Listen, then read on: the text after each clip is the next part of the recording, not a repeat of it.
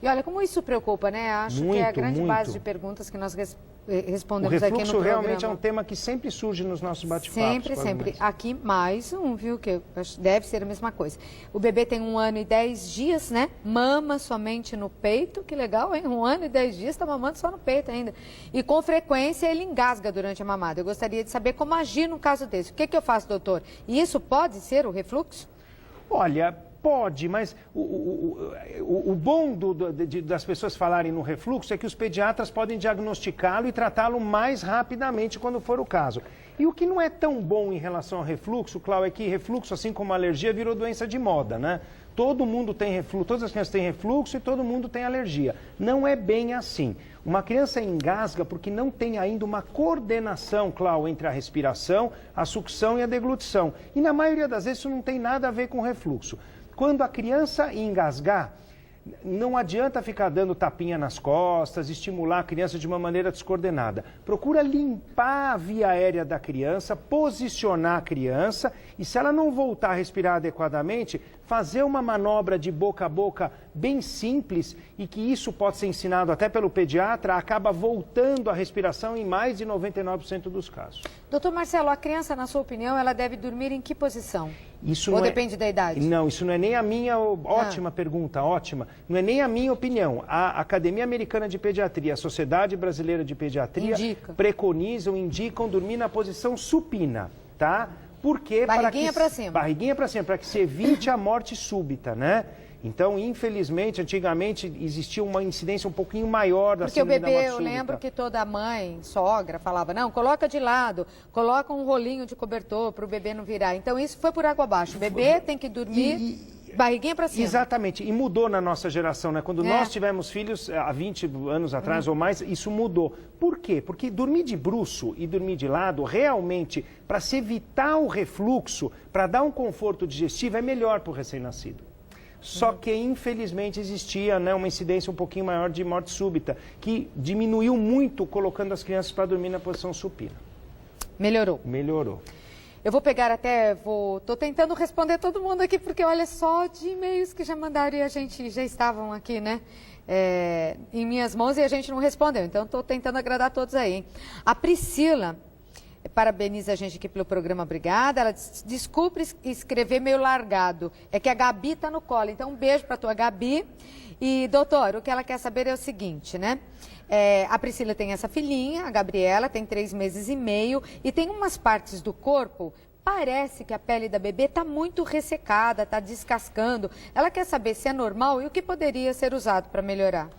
Olha, ter um pouquinho de eczema, um pouquinho de dermatite, principalmente, Cláudio, numa cidade como São Paulo, com variação climática muito grande e às vezes com muita poluição, é absolutamente normal. Na grande maioria dos casos, o pediatra indica só uma hidratação adequada à pele do nenê. Obviamente, em alguns casos específicos, você precisa usar, por exemplo, cremes, emolientes à base de anti-inflamatórios para essa pele e tudo. Mas na grande maioria das vezes, só uma hidratação adequada. Já é suficiente, né? Já é né? suficiente. Tem mais uma pergunta, não tem ainda nas ruas de São Paulo? Vamos colocar no ar, por favor. Oi, meu nome é Tina. Desde que meu sobrinho entrou na creche, ele vive gripado. Isso é normal? Se misturou? Olha, a pergunta da Tina, né? Tina. É muito interessante. Todas as mães perguntam para mim, doutor Marcelo, isso é normal? Isso é normal? Eu falo o seguinte...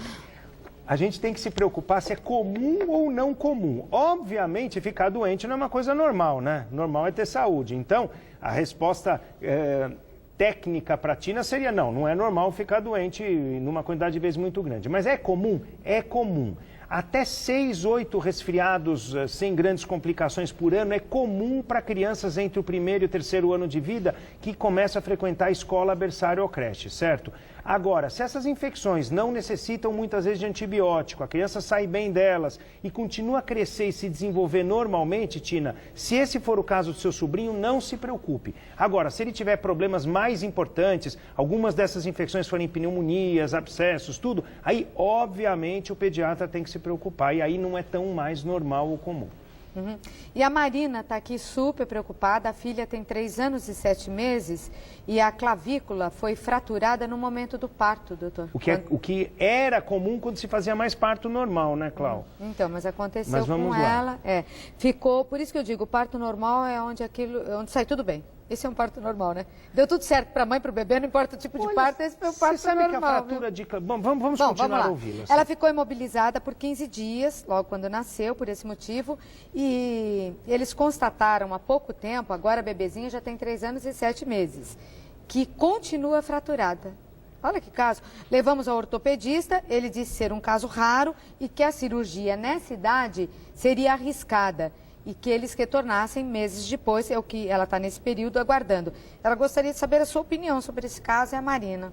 O que o senhor aconselharia? O nome da nossa... Marina. Da telespectadora. Olha, Marina, obviamente, sem parecer ser uma coisa corporativista, tudo, eu tenho uma experiência de mais de 25 anos em unidades neonatais, públicas, privadas, na cidade de São Paulo. E fratura de clavícula é uma intercorrência comum, certo?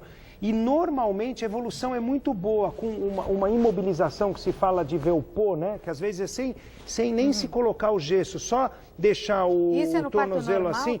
Isso normalmente no parto normal. Pode acontecer no parto cesáreo, mas normalmente no parto normal. Normalmente com essa imobilização, há a consolidação. Sempre que a criança tem uma fratura de clavícula, para os meus pacientes, eu peço um controle radiológico, às vezes depois de 15, 20 dias, e você vê aquela bolinha que é a consolidação. E depois essa criança, nas consultas pediátricas e ortopédicas de rotina, é avaliada e normalmente não ocorre nada. Mas mesmo agora, depois desse Mas tempo... a medicina é assim, Cláudia, a gente sempre dá as respostas baseado no mais frequente, mas sempre ocorre o infrequente. Essa fratura pode não ter sido bem imobilizada, pode ter havido um calo ósseo fora do lugar habitual e essa criança pode sim necessitar de uma correção ortopédica futura. Mas eu acho o seguinte, com uma correção adequada e com uma fisioterapia adequada, Marina, fique tranquila porque não deverá haver sequela ortopédica nenhuma.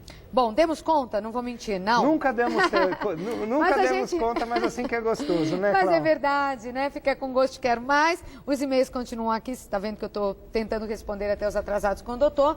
E ele está sempre presente às quintas-feiras no nosso programa, quinzenalmente às quintas, para que você possa fazer a sua pergunta, tá bom? Se sobrou mais algum, a gente vai falando. E não sei que meu São Paulo hoje, tá bom, doutor? Não, já sequei. Já secou, né?